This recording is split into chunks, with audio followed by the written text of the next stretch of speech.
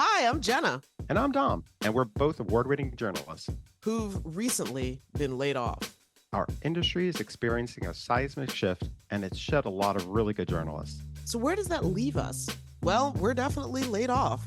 And we're looking for new jobs, looking for what's left of the industry, and what to do next. And we're looking at all of it. So, if you're a fellow laid off journalist, a working journalist, or someone who admires the craft, we're looking to build community. Develop new skills, and try to figure out what just happened. Welcome to Laid Off and Looking.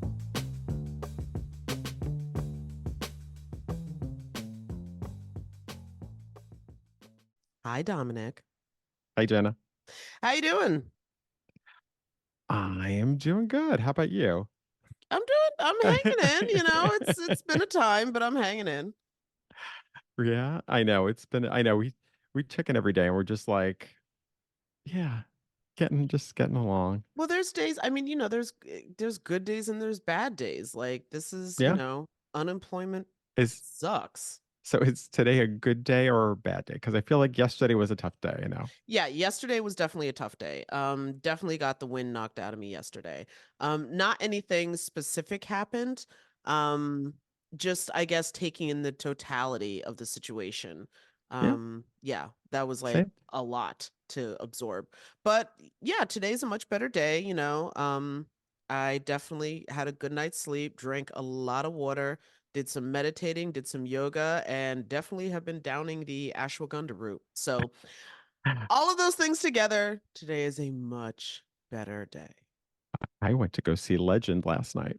Oh, hello. Do you know do you know Legend? The 1985 Legend with Tom Cruise? I Oh do. boy. I mean, Are you I it's a trip. was this like one of those re-releases in the movie theater? Yeah.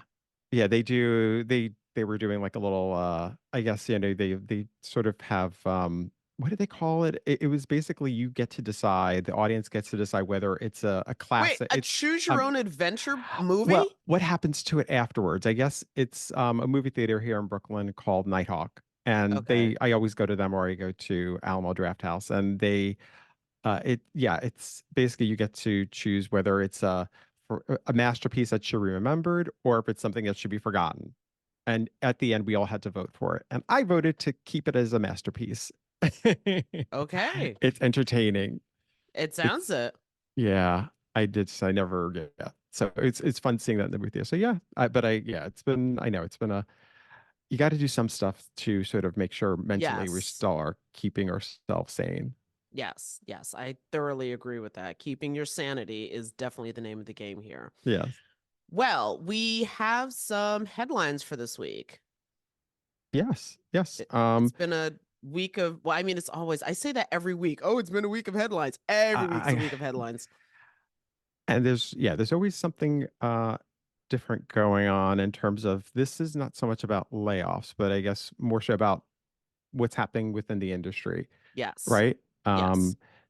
Do you want to start off with the Sure. I'll start with news dropped that Gannett and McClatchy, who owns Gannett, who if you listen to our last episode, that's the wild part. Right yeah? after our episode with Margot Suska, then this news drops. So McClatchy owned Gannett newspapers is dropping the Associated Press. Now, what exactly does that mean is not 100% clear. So I went to very trusted source for all things journalism related, and that was Pointer. And so Pointer published an opinion piece by Tom Jones, not the singer. And at least I don't think so. Anyway. You never know. Well, I saw that when I saw the name. I was like, Tom Jones, but then, I mean, come on, how many Tom Joneses are there? All due respect to Tom Jones, a Pointer. Anyway, Yes. um, but yeah, so going through the whole thing. So first of all, this apparently came as a shock to AP. They did not know that this was going to be happening. But a lot of times when companies, as we learned from our discussion with Margot and also just from our own career experiences, when companies decide to do belt tightening measures, it comes as a shock to everyone who was not in the boardroom making that decision. So the question seems to be is can the Gannett papers continue to offer robust news coverage without using AP content? Which, let's be real, subscribing to the AP can cost a lot of money. Um, yeah, so Mhm. some news organizations do, some don't. But so here's the thing, a Gannett spokesperson said that this decision will enable them to further invest in their newsrooms and leverage their incredible USA Today network of more than 200 newsrooms across the nation to reach and engage more readers, viewers, and listeners. Still, again, it's a statement, but it's kind of broad and still kind of vague. So it sounds loosely, you could read into it to assume that, like, okay, so this money you're not spending for your subscription to the AP, you're going to reinvest it into your newsrooms, which sounds great. Um, but at the same time, a spokesperson for the AP also said that, again, like I said, they were shocked and disappointed to find out that the Gannett papers were going to be dropping them, and that their conversations with Gannett seem to have been productive and ongoing, which again is usually the case when, a big belt tightening announcement is made. I thought we were making progress. We were fine, but we weren't. Um, and so anyway, they go on to say, they'll continue to support. They remain hopeful that Gannett will continue to support the AP beyond the end of their membership, which is at the end of this year. So all in all, it's not exactly clear what this shift means, but it is another big shift in the industry that again seems to be refinding its footing, or I think, as you said, it's sort of re-evolving into something else. Yeah, I know they mentioned that they're still going to keep the APs, right? I think they're still keeping their AP's polling services. Yeah. And and I agree. Like, and I know they also the AP has said that because of that, actually newspapers account for only like 10% of the business that they're making money from. So they don't see this as having as big of an impact on them. Hmm. But I agree. Like, I don't know. It's like we were talking about this story. It's like you really don't know what this means just now. I mean, it sounds weird. I agree. It's like, what impact will it have on smaller towns and smaller cities? Um, what Who impact are does it have? already bereft of Mhm. local news coverage. So it feels very, I don't know, but at the same time, it doesn't, it's nervous. You get a little bit nervous in terms of like, what Again, can I this have a think lot it's bigger? that, yeah, that ongoing, like, okay, well, this is how we have done it. Yep. So not doing that, like, again, it's not exactly clear what they plan to do and how they plan to fill this information gap. Yeah. um in theory, reinvesting in hopefully hiring more journalists, paying them properly, as we also discussed with Margot, things of that nature would be really, really good. I would Mhm. support that, but it's not Mhm. clear that that's what's going to happen, and I don't think Exactly. anything's going to be clear because I think their contract doesn't, like I said, doesn't end until the end of this year, so we really won't begin to find out probably until maybe about this time Well, next year. well, actually, I think I don't know. I thought I read that they might start March 25th. I think that's Oh, when that's really? if yeah. I'm pretty sure it's somewhere it says March 25th that they said the contract doesn't go till the end of the year, but it's actually March 25th if I'm correct. But um, I Well, then agree. that's even more interesting because, again, this is a presidential election year, Yeah, yeah. and This is there's a where lot of down ballot races that need attention. So we'll see what happens. yeah. Um, I guess now we'll go on to our second story, which Hmm. is um. So this is about well, the headline is University of New Hampshire reportedly set to eliminate journalism major from English department. So now uh, this is in boston.com. And it's journalism education will continue at the University of New Hampshire, but staff will take a more interdisciplinary approach.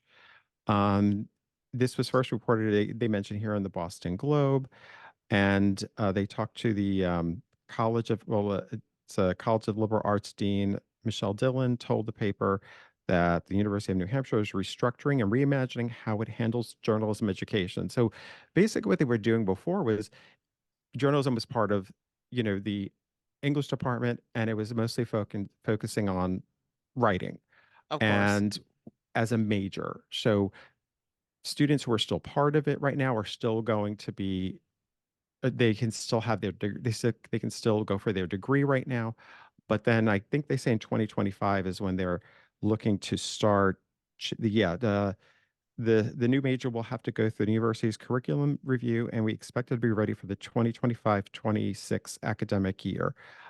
They're still supporting journalism, but they're Mm-hmm. doing it under journalism slash digital media. And so it's incorporating digital media because they realize they're looking at the market right now and they're seeing how, listen, this is what is predominantly happening right now. We Mm-hmm. have to focus on what can get people jobs, and that is the fact that, and it's still journalism. But I do know there are some people who have gone on, former graduates from this school that are just concerned that there's going to be less focus on writing and more focus on the digital aspect and losing some of those skills. But again, it's kind of a wait and see. We just don't know. We'll know more once they get the curriculum approved and maybe once we start seeing what's happening. But they were seeing less students were applying to become journalists. They noticed like a I mean, decrease given in, everything that's happened, can you blame them? yeah. So it makes sense. But you definitely don't want to lose sight of the fact that you want to embrace new media, you want to embrace the changes that are happening. You just don't want to lose out on what are the main skills of journalism. And that, of course, is writing. And hopefully that's something that can still be maintained and while evolving. But I guess that's a kind of wait and see also. Yeah, no, it's definitely a wait and see kind of thing. I will say that I've heard this from numerous people who work in academia that they have noticed a distinct shift in with their incoming freshmen of the past few years that kids don't know how to write anymore. They just don't. Like the written word seems to be done. And I think maybe that might be what's really triggering people is that this is another step towards the I don't want to say eradication, but I don't know, like as if we're evolving past the written word. I don't think that's actually going to happen, but it's certainly not as prominent as it used to be. And again, you have this push and pull between ideally what you want something to be Hmm. versus where the market is. Hmm. Like Yeah. people are not consuming their news and their information through the same traditional. I mean, yes, they still will read stuff online. That is definitely true. I've seen more than enough social media content creators with a green screen of somebody else's article behind them talking about, like, and this said that, and you can see all in here and pause to read the whole. I've seen that, but at the same time, um, I've also seen in the job market that more and more, uh, you know, even legacy media institutions, they're looking for someone who can do more than one thing. Are you a multimedia storyteller? Can you handle more than one platform? I think a lot of journalists have already proven that they can. I mean, my God, we've all managed to pick up all sorts of skills in the name of keeping ourselves marketable and making sure that we can get the stories that we are telling to as broad of an audience as possible.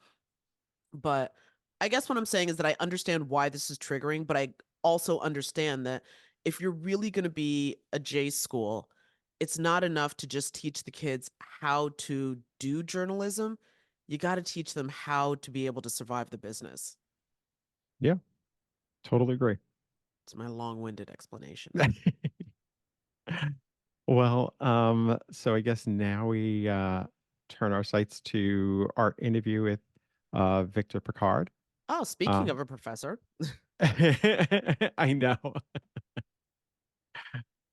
Joining us now is Victor Pickard.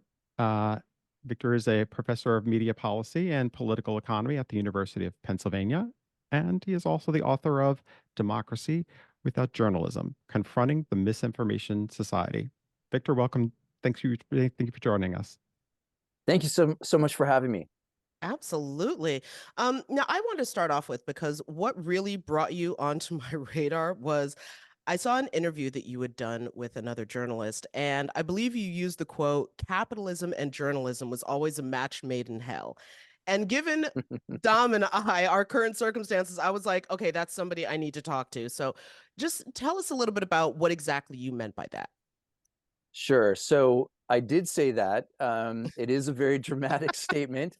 And I understand, it might come across as a bit startling, if not shocking, especially for an American audience.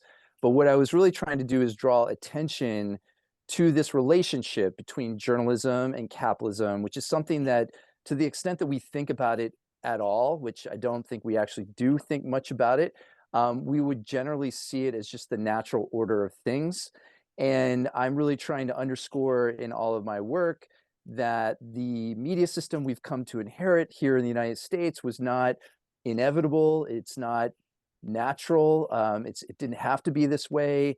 And I think to see how our system has become so captured by these kinds of capitalist logics really should give us pause. And I'm trying to just get us to think more critically about that relationship. And indeed, I'm sure we're going to get into this during the discussion, but I think many of the problems we're grappling with today, whether it's the implosion of local journalism or the continuing problems facing our public media, or even things like surveillance online, the idea that the fact that these social media firms are constantly violating our privacy, these all can be traced back to these commercial imperatives. And so that, I'm just trying to get people to have these kinds of conversations like we're having right now about like what's happening, how did we get here, and what could we do differently to get out of this mess? Well, Dom, do you mind if I take the next one? You got Okay, all right. Because now what I really want to know is trace back to how far back are we talking, and what are these commercial imperatives that you're referring to? Sure. And you at least historians should be a little bit careful in drawing like fine points on exactly when did this shift happen. And so I'm certainly going to hedge a lot by saying that this was a gradual structural transformation, but I Frog think it boiling in the helps. water. That's right. That's right. And I think now we're at full boil. But if we think way back, so to give one example, so Americans generally assume that our media system has always been commercially supported, that it's been predominantly a commercial media system. But if you look back to the earliest days of the press, when we think back to like it's say late 1700s, you had this discussion in the Congress about, how do we make sure that communities, far-flung communities, rural communities have access to the press system? Now, I want to be clear, it's not, they weren't the most enlightened people. They weren't really concerned about everyone having access. There were No. large groups of people who they didn't care so much about. But what I do, for all their flaws, what I like to underscore here is that they did not assume that the market alone would support our media system. And so they had these massive postal subsidies. The postal system at that time was essentially a newspaper delivery infrastructure where well into the 1800s, up to 95% of the post was made up of newspapers. So it wasn't just letters home to mom. It was about, it was basically disseminating news and information across the country. And the government said, we can't trust the market to support this. We need to subsidize it. In today's dollars, it would amount to tens of billions of dollars. So, that shows that it was a mixed revenue model. They had some advertising. It's important to point out that a lot of the earliest advertisements were for enslaved people. So it's, this Mm-hmm. kind of racial politics was bound up in the early press system, but it was mixed across various sources. For example, the parties, we've heard of this is the partisan press era, right? So the major political parties of the time were supporting news outlets that were sympathetic to their political causes. So it wasn't a purely commercial model. They were getting these postal subsidies. They were also getting printing subsidies from the government. The government would tap particular publishers to print out official notifications and documents. They had some reader support, what today we'd think of as subscriptions or newsstand sales. but advertising itself was only a relatively small segment of their broader revenue model. This gradually changed throughout the 1800s as we shifted from what's called the partisan press era to sometimes referred to as the penny press. That's not really my favorite term for it, but I think what was happening was that the press was beginning to radically commercialize, so that the advertising revenue became this inordinate amount of money that they were reliant on. Up to like 80% or more of their revenues were coming from advertising. And this worked to varying degrees of success. It made a handful of people very wealthy. It was a very profitable industry for about 125 years. But once we move, and I know I'm jumping ahead here, but I'll cut to the chase. I won't leave your listeners in suspense. Once we moved to the internet, where newspapers no longer had this kind of monopoly position, where if you wanted to advertise for anything, you had to go to the local newspaper, this business model came apart, and it's never coming back. But because it worked for so long, people just thought there's no other way. There's no alternative to this kind of heavily commercialized, advertising dependent system. And so we're still trying to think our way, think outside the box. I'm arguing for this paradigm shift, but I think we have to see the market as part of the problem, not the solution to the journalism crisis that we face today. Wow. Wow. That was long-winded. I Well, apologize. no, but I mean, so many things came to mind. I mean, okay, this is a tangent on the tangent, but I'm, oh my God. Is there a chance that when you mentioned that, some of the advertisements were for, human chattel, enslaved Africans, that some of when, more printing came in and advertising, were some of those advertising dollars coming from bounty hunters?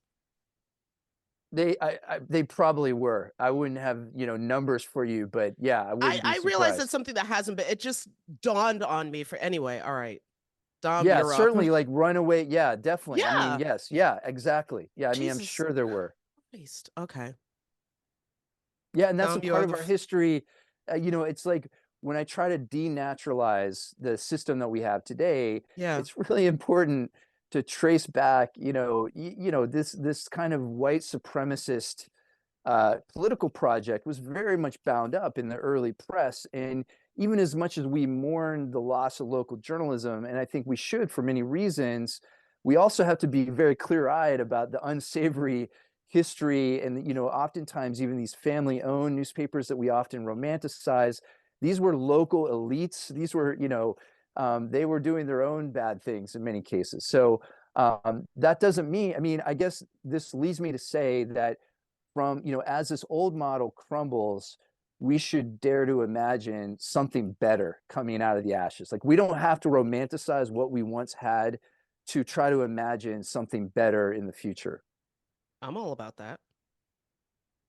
Victor, one solution that it seems people have been talking a lot about have been like either the billionaire own people who take over, and people think that they will just step in, or at least that was up until recently when they also have had to lay people off at their papers. But like, explain to us why that, even though they have the millions, billions of dollars behind them, why even for them they have to lay off, and why that doesn't really work, and why that isn't a solution in terms of, and the same thing goes for, we had on Margot Suska on last week to discuss how there are private, there are hedge funds, there are private investment firms that are also buying this, and people are buying newspapers, and why this doesn't work. Like, nobody coming in and investing, just saying, I'm going to take over, I'm putting all this money into it.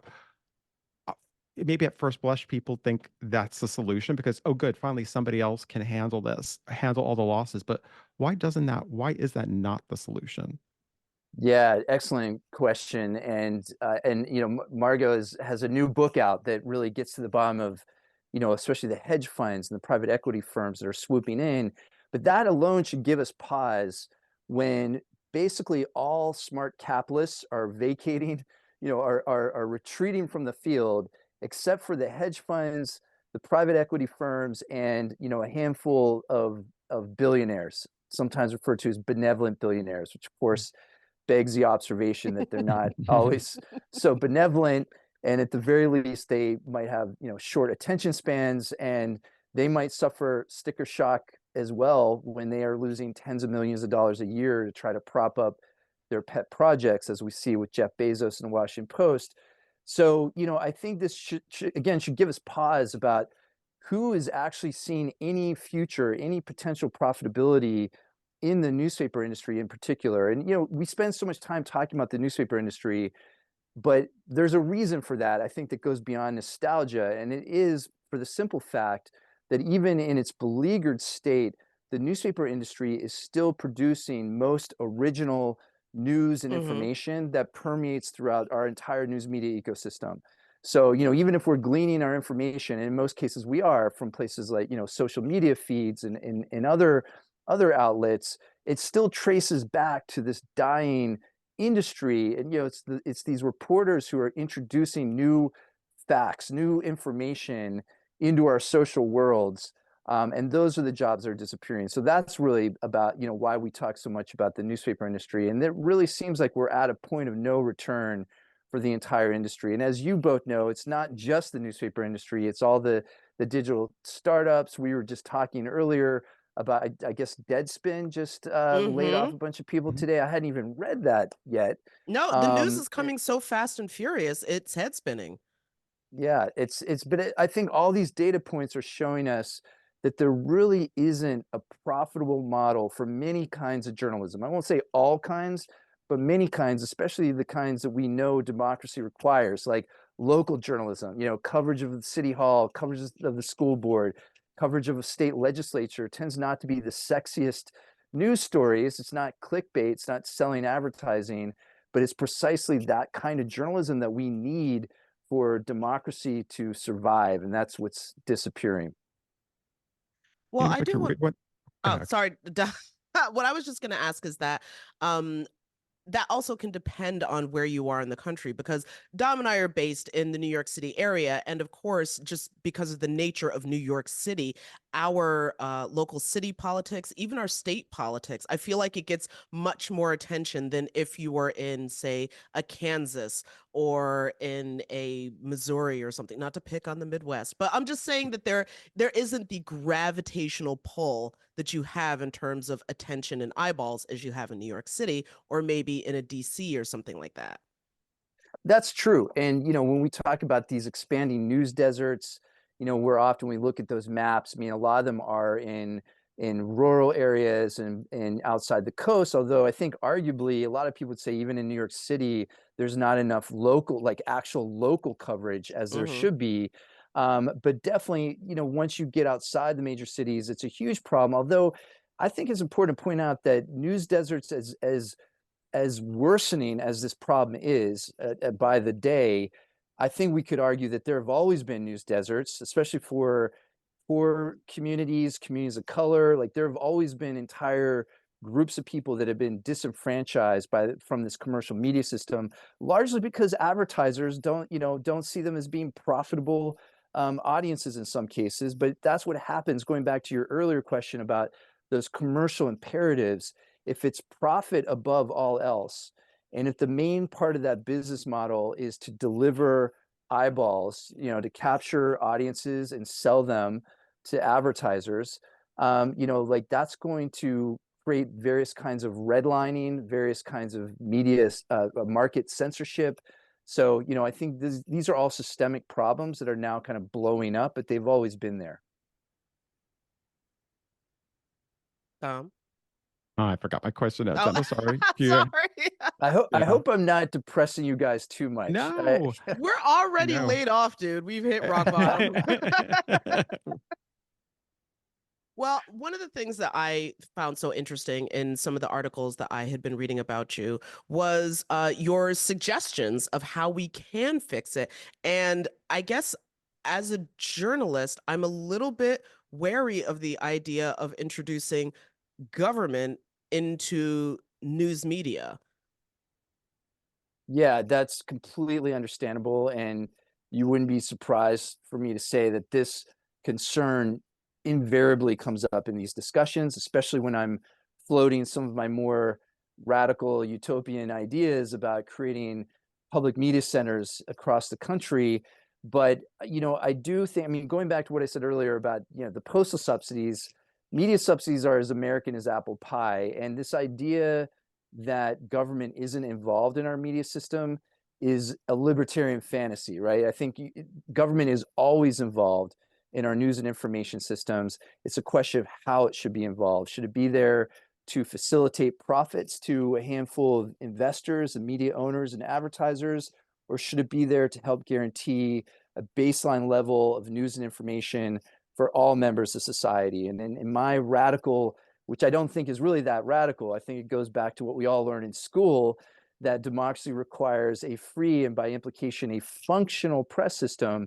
Really, it should guarantee all members of society are able to engage and not just access news and information, as important as that is, but also tell their own stories, create their own media, express themselves in the media system.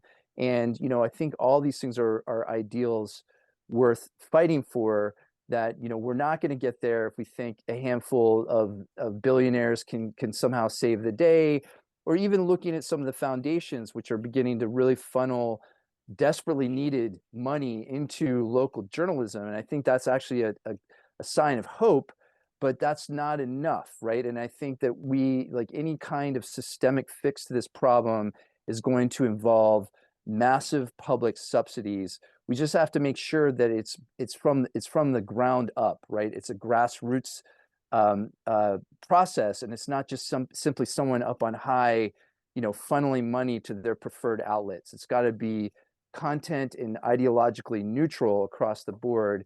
I think this is something we can work for.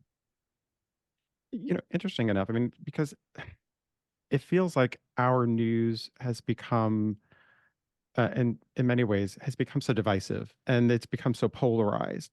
How, when you look at what people respond to on social media, so how do we look at that in terms of moving forward where something like that could exist? Because it feels like, when you pick a neutral side now, that is kind of viewed as just not being something. Often people often love headlines, clickbait, things that get people's attention. You look on social media, that's so how does that necessarily work? Does that also is that a shift within how people are going to be needing to consume their media, which is kind of tough to sort of change? Like, how does that happen when we're so used to right now being so divided in terms of the media that we consume?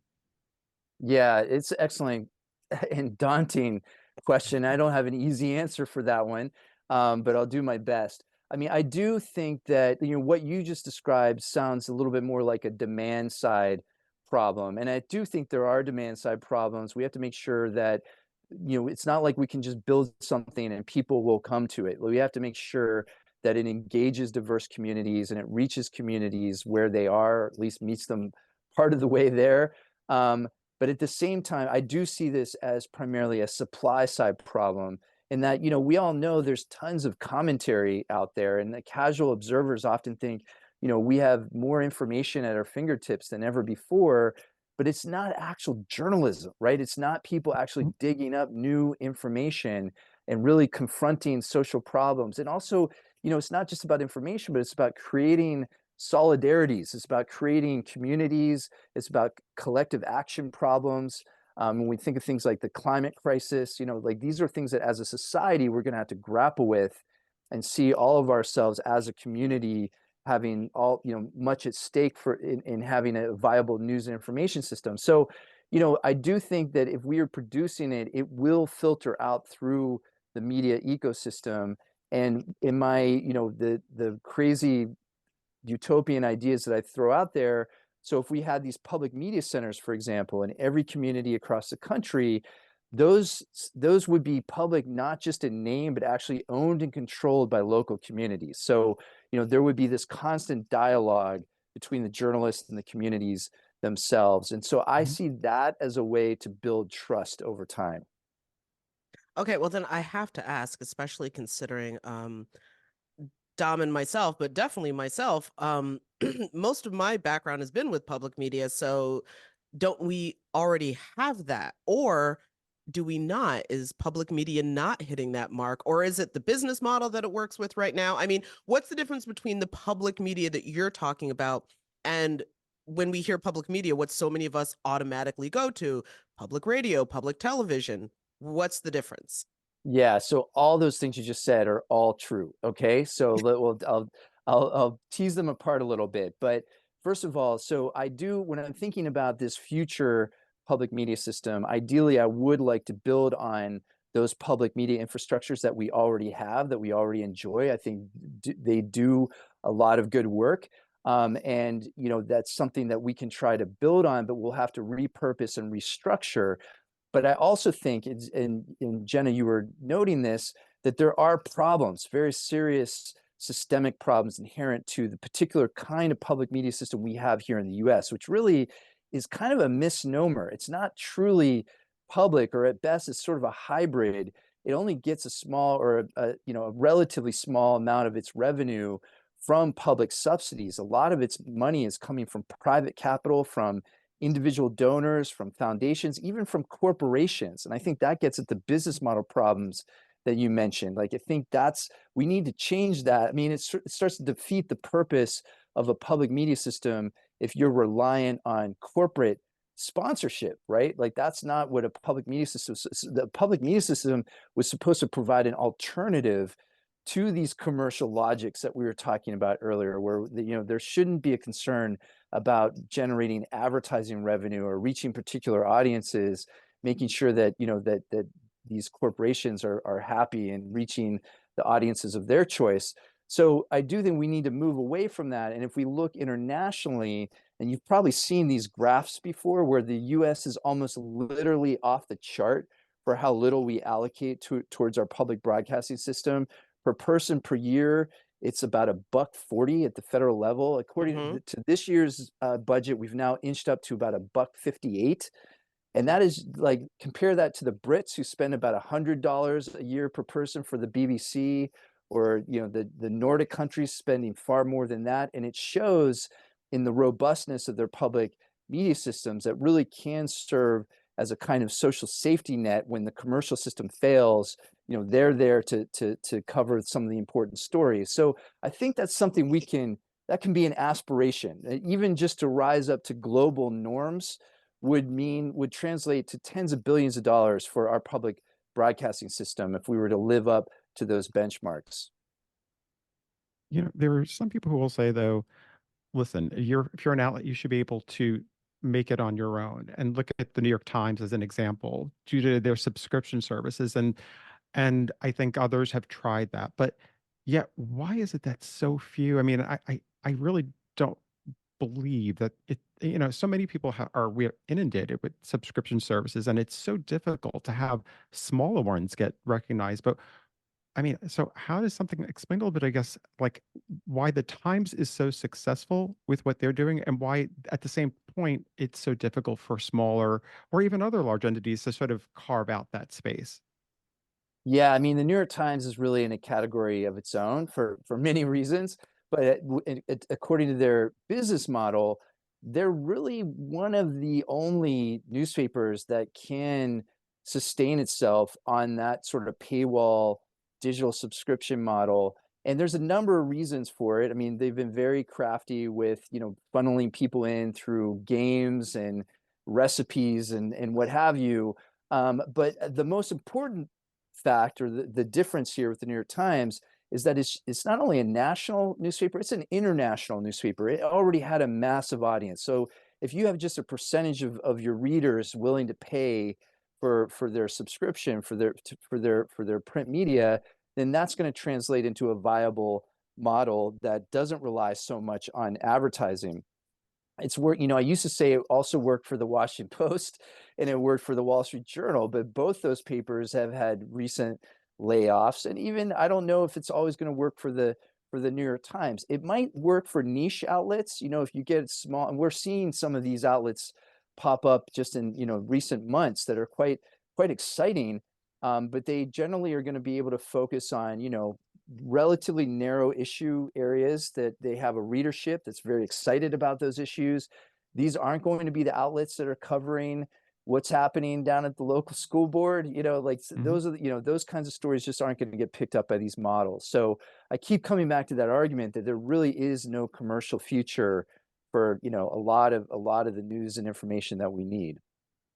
I kind of want to go back to what you were talking about in regards to this idealized public media, because um, as Don was saying, with our polarized politics and everything else right now, one of the other things that we're seeing is that one thing with the introduction of social media, you have a lot more of, at least when it comes to headline writing, writing towards something that's going to get an emotional reaction out of people. You like, it's not necessarily just about facts. You want something that's going to get a rise out of people. They're going to stay on the platform.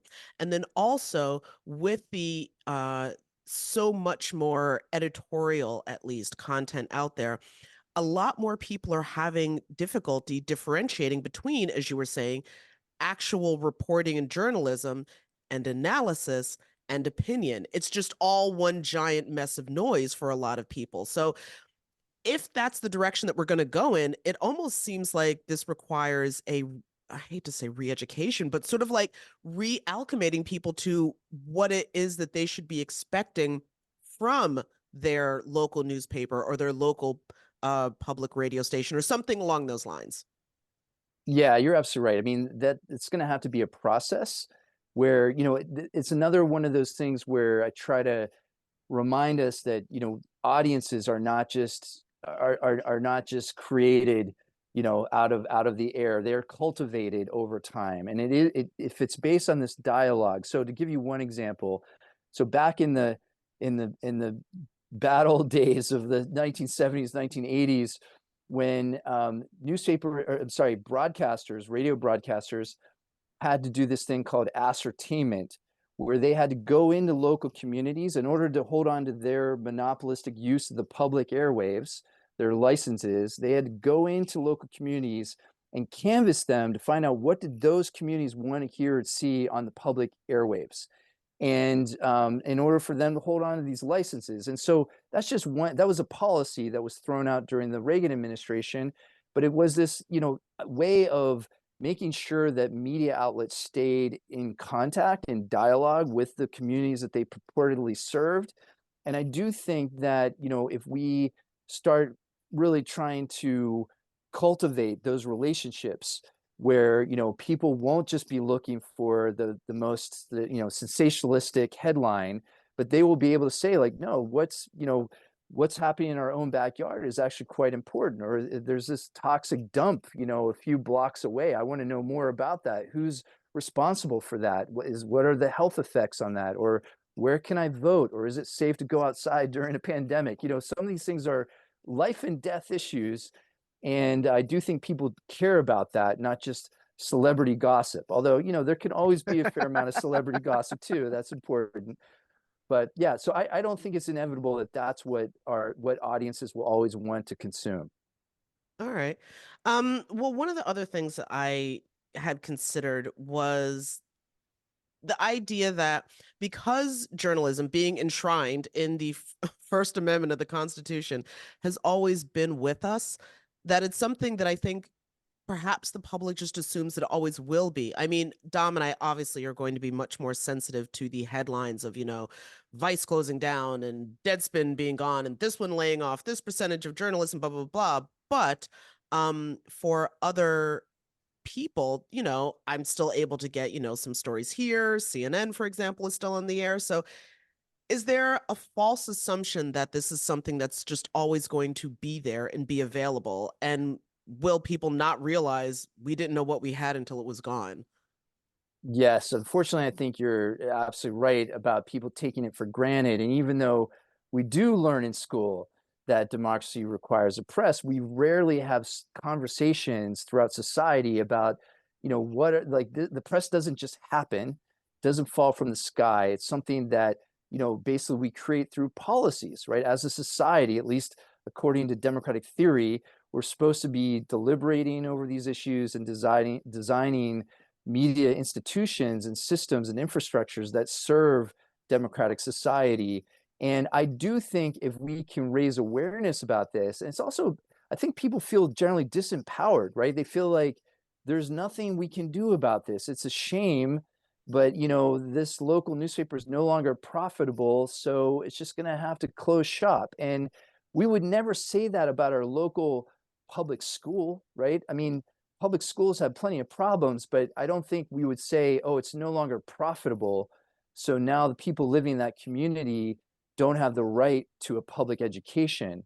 And I think that's a kind of paradigm shift that we need, where people need to feel like that's part of the social contract.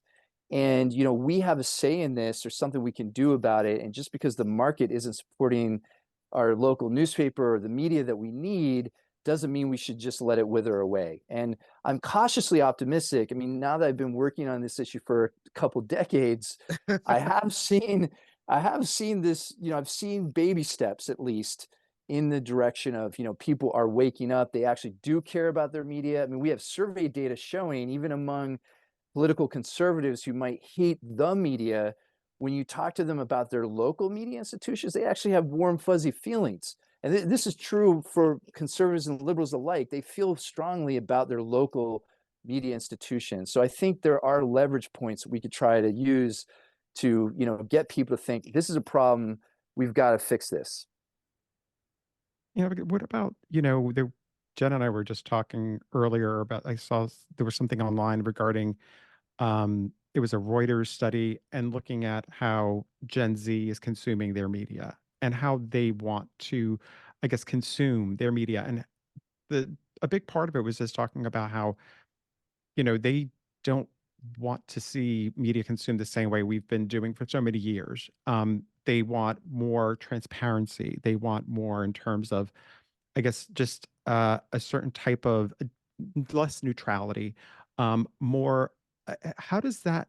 How do we then, with what you're talking about, how do we kind of navigate how this is going? Social media changes this model a little bit. Newspapers are one thing, but how do you sort of navigate it changing again, evolving, which it's always been evolving, but this is going to be a bigger change than what we've gone through 20, 30 years ago.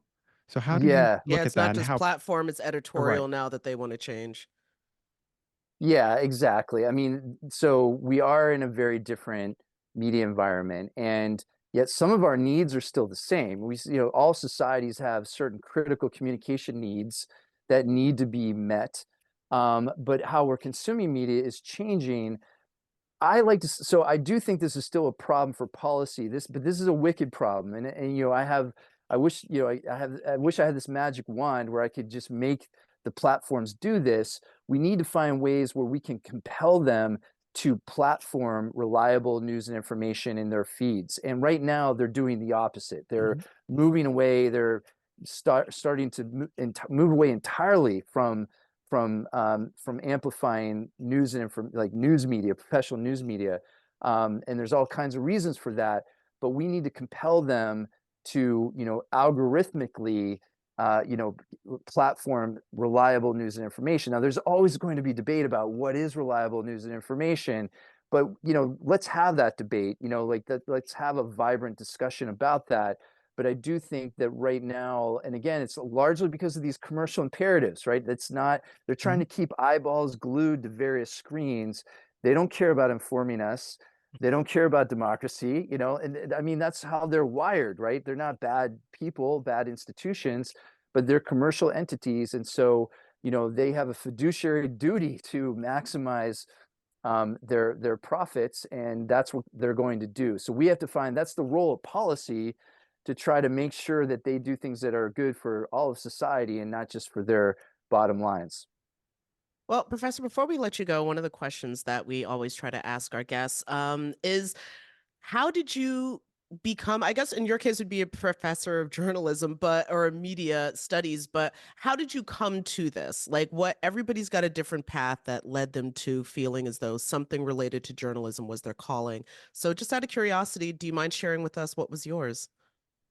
Sure, I'd be happy to. And it's a long and convoluted narrative, but I'm going to give you the summarized version, which is, after college, I lived in Japan for a few years, and then I traveled for more than a year after that, just backpacking throughout various areas in Asia, and I saw firsthand some of the implications of American foreign policy And I thought, this is stuff that I didn't know about. I didn't learn about this from my media.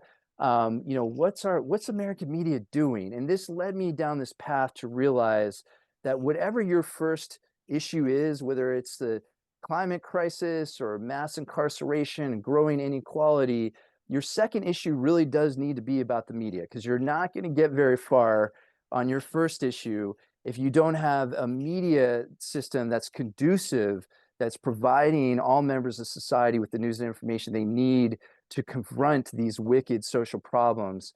And so I keep coming back to that idea that, if we care about democracy, if we care about any of these wicked social problems, we really have to care deeply about our media system. And that's what I've staked my career on. So I'll keep plugging away at this.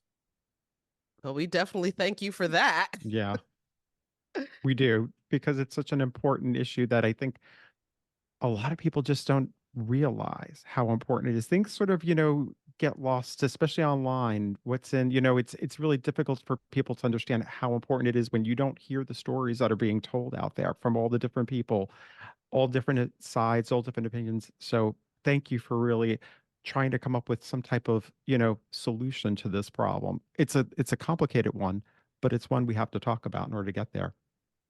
All Right. And right. thank you both for having these kinds of conversations. You're doing God's work, in my view, and I want you to keep having these conversations. And we also need to make sure that we have jobs for all people like you, all news workers out there. So as a society, we need to keep working on this.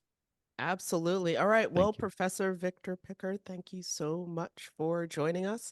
And yeah, we will continue to follow, I guess, more of your work coming out of the University of Pennsylvania.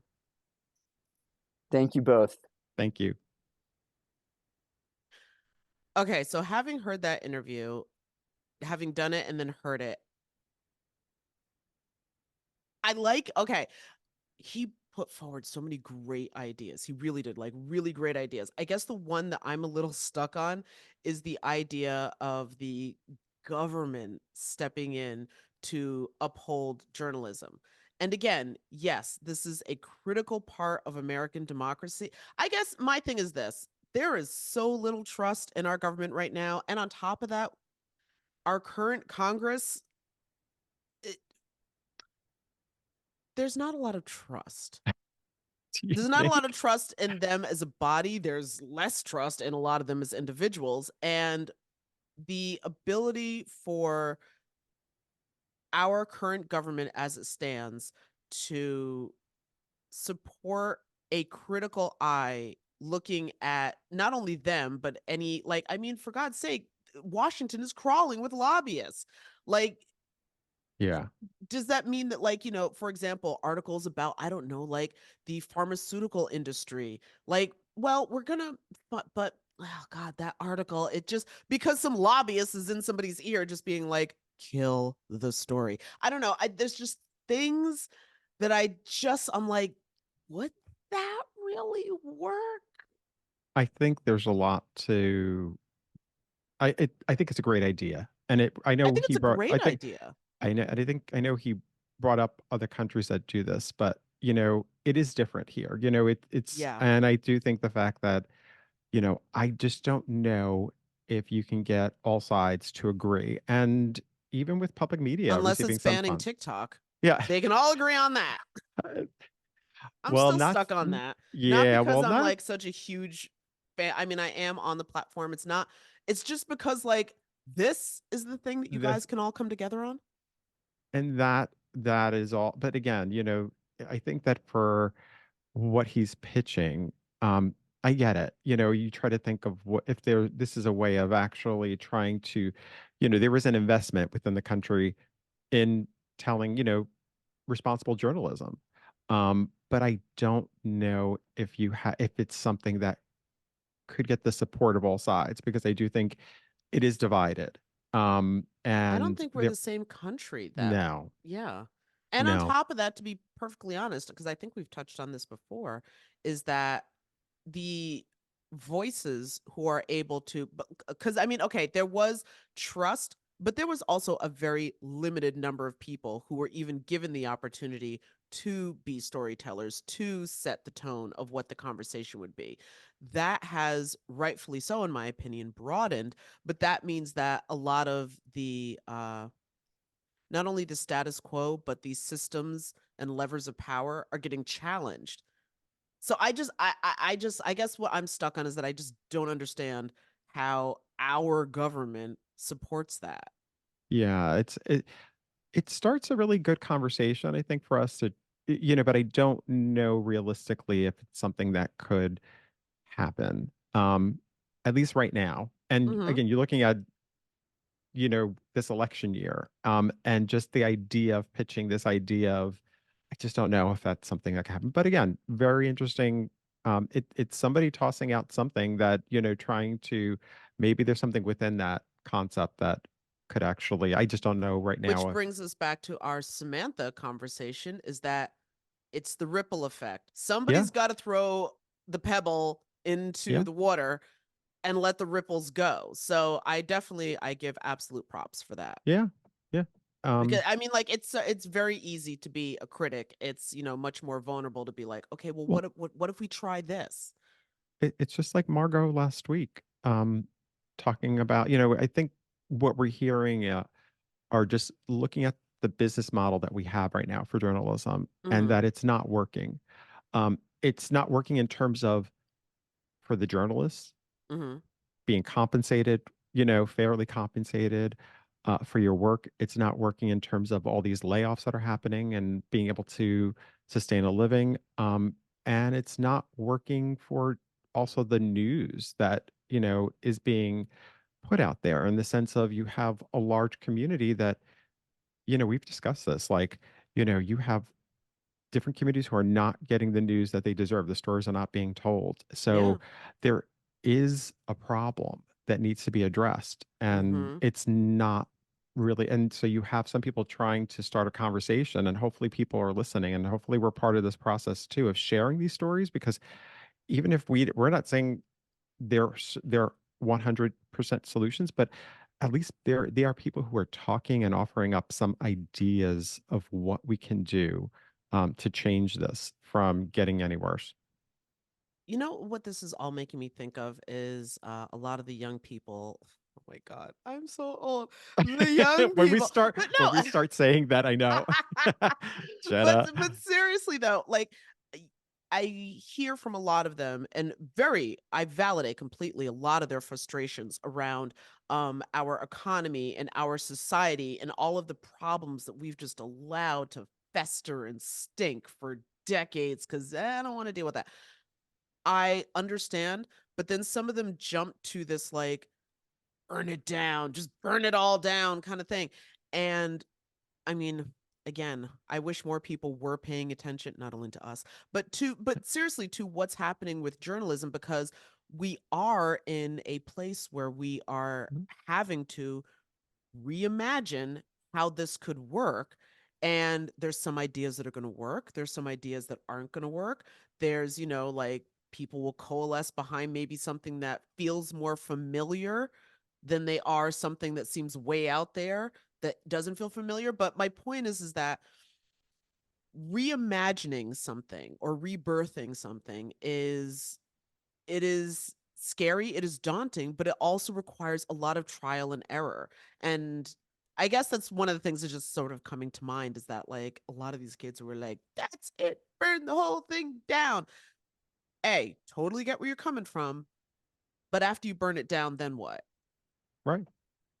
Exactly. Yeah.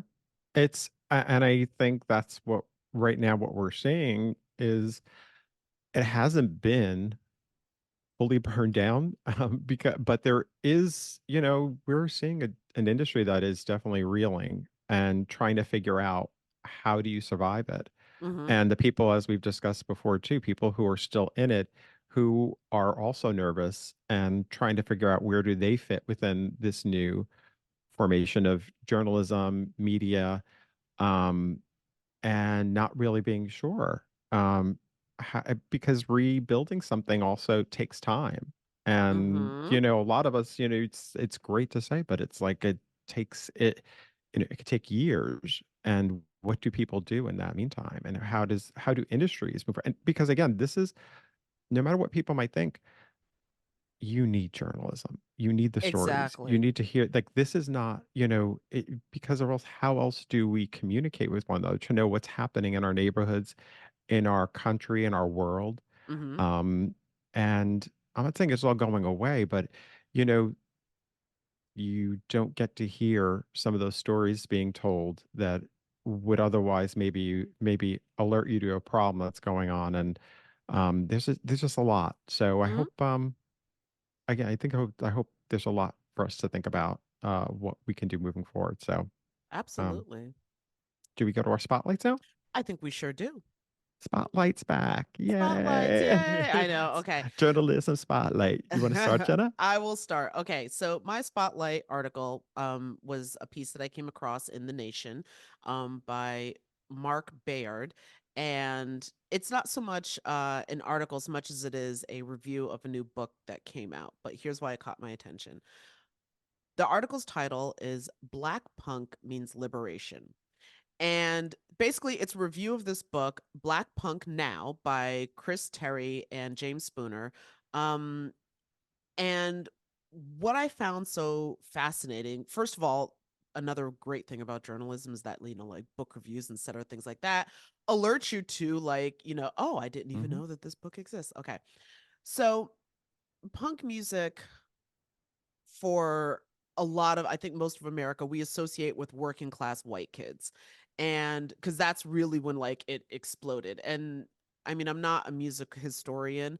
I would say that from my opinion at least, punk came out of ska. Ska is part of a Caribbean, almost Jamaican sound tradition.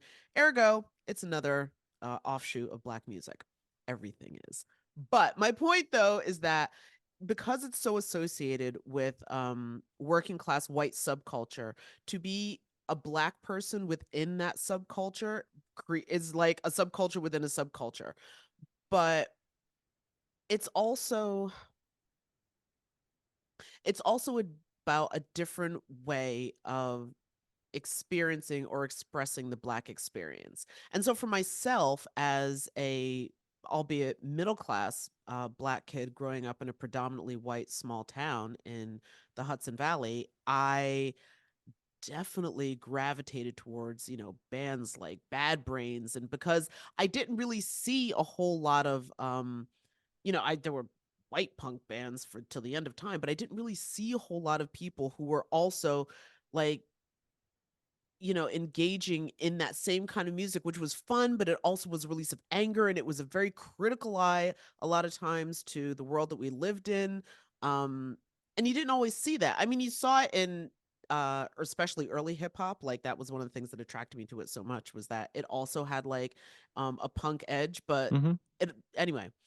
Um, Bad Brains were my favorite. That's why they come to mind the most. But anyway, so the point is that I was like, wow, somebody wrote a book about this thing that like, had been my super secret thing that I loved. And, you know, I also didn't get a chance to, I mean, I knew other black punks existed, but I think I didn't get a chance to meet that many others of us, and I'm guessing that a lot of us sort of existed in these sort of like sub bubbles, either by ourselves or with two or three other people, so we might not have been as aware of a community. um but for the kids now, because they've got the internet and they've got social media, etc., they're able to coalesce in a much easier way and see each other visibly in a way that didn't exist for me in the 90s. And so yeah, I mean, the it sounds like a really fascinating read. Um the book shows the varieties of punk identity and its genres and its modes of expression, but of course it's not just a book about music, it's about how punk, like I said, is a subculture, and black punk as a subculture within the subculture can be an incubator of radical ideas and forms of expression, of which music is only one small, albeit loud, sliver. And then a quote that being black and punk challenges the idea of what people think black, quote unquote, is supposed to be. And that in and of itself is so punk. And that just, it spoke to so many of my own my coming of age as a teenager. Because again, like when I was a kid, punk music, grunge, hard rock, that was huge. Did you go to a lot of shows? Did you go to a lot of live shows? Oh Or my did you go God, to, I lived for that stuff. do you ever go, have you ever been to anything today or currently? Do you ever go to live shows today too? Well, recently I haven't been to anything because I've Oh, been. well, I mean, within the past 5 years, even before COVID, did you Yeah. ever go? You did, yeah. I mean, I love going to see live shows. I think back in the day, yeah, it's funny that you go. I mean, I think like for me, it was just a very interesting time. Like punk music was, because I remember when grunge sort of came about and it became Hmm. so popular. For me, it was with Nirvana, the remembering when Hmm. they first came Well, about. that's, I mean, that was really like the tip of the iceberg because like if, and now I'm being a bit of a purist about it, but if you were sort of like paying attention to underground whatever, there was like a ticking of like all of this stuff that had just been building, building, build. It was only a matter of time before one of those bands broke through. Yeah, and also I think it was I mean that kind of music too was just like I'll be real like back then I think I was more of a pop. I used to go see different bands because my friends, but I was always more into like the pop. It was when as I got older, I started finding older music that I wasn't as aware of in terms of punk too. And just seeing the subculture at all. There have been some interesting documentaries, but that book sounds Hmm. fascinating, Jenna. Oh, it And totally does. And it like there's so I want to go see a much. show. I want to go see a show with you now and see and us go to a punk show.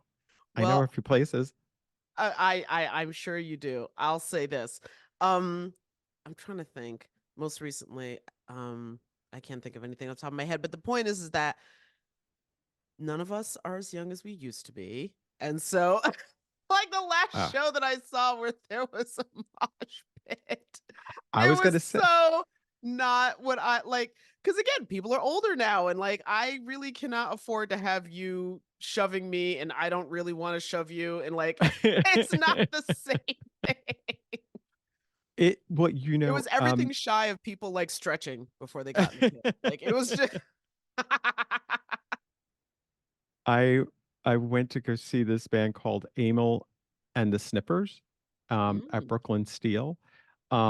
They're uh, a punk, I guess they're a punk band or a punk pop band. It mhm, depends on who you talk to. But I'll call them a punk because I thought they were punk. But I saw there was a big mosh pit and I was in the back mhm. because well, I'm going to say this much too, though. Even when I was younger, I would never have been in the front of a mosh pit because I'm very brittle.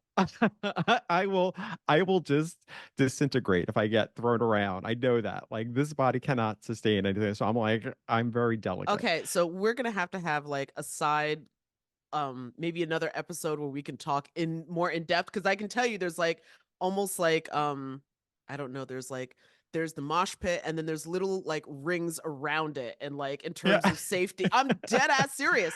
Yes. Yeah. But yes. So that's why. But we're going to have to go to one and we'll update the audience. We'll take a video and Oh we'll my update the god. audience. They'll love that. Um, Your spotlight article. So my spotlight article. Okay, now I have to freaking find it because I was too busy talking to you about. Um. So okay. So my pick is a podcast. Surprise, surprise. Because I keep telling you, all I do. I mean, I always listen to my podcast when I'm running or doing stuff. I encourage people to listen to I podcasts. know. Please listen. So WBUR has a new podcast and it's called Beyond All Repair. Um, and so I listened to their other podcasts. That's how I found this one. I listened to their other podcast, Endless Thread, and one of the hosts on that, uh, Amory Severston, she is hosting this, and it's a 3-year investigation Mm-hmm. into a woman who was well, I'm going to read from their press release over here. Okay. So it's a 10 episode podcast, result of a 3-year long investigation into a cold case that's ripped a family apart, a woman who wasn't believed, and a search for the truth that will leave you questioning everything. um and it's so basically in conversation with uh it's basically a pregnant newlywed who was accused of murdering her mother-in-law, and the person who accused her of murdering her mother was her own brother. They went to trial, and this tore her family apart, not just in terms but her family apart. She has another sibling, a younger brother, um, and I'm only 3 episodes in. Episode 4, it drops weekly, and there's only 10 episodes, but it's fascinating. And I told you, I'm not a true crime person. A lot of them, I honestly give me anxiety.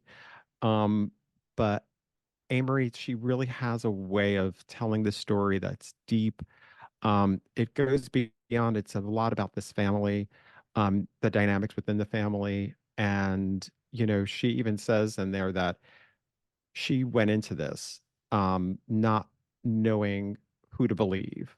And at the end, Mm. you're going to know what she believes and where she lands on this story. Because again, this far in, you don't know all the details. Like, I cheated a little bit and I went on Google and tried to find out about the case because you know me, I got to spoil. But Curiosity.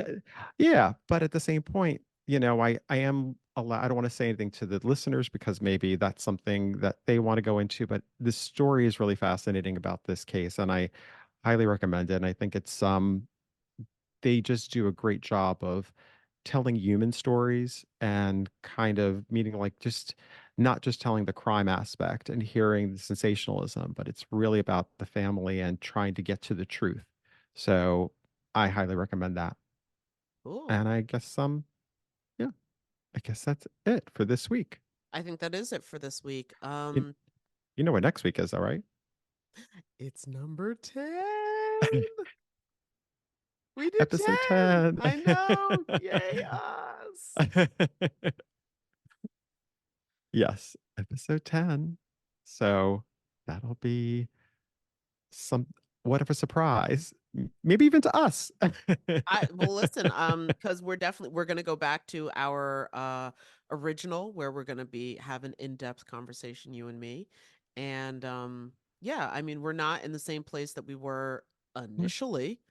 No, no. So it's gonna be, yeah, it'll be fun. And then we're looking forward to it and sharing some of our thoughts and what we've learned and how we've grown over these past like 10 weeks. And thanking everybody for who's been listening in and finding us. And we appreciate it. Thanks for sharing. Thanks for commenting. It really is so appreciated. It's super appreciated. So big, big thank you. And all right, until next week then. Until next week. Bye, Bye. everybody. Laid Off and Looking is an independent podcast conceived of and created by Domenic and Jenna Flanagan. Music provided by Jay Cowett. Research by Lori Ruthenbucker. Reach out to us anytime at laidofandlookingpod@gmail.com. New episodes drop every Friday at noon.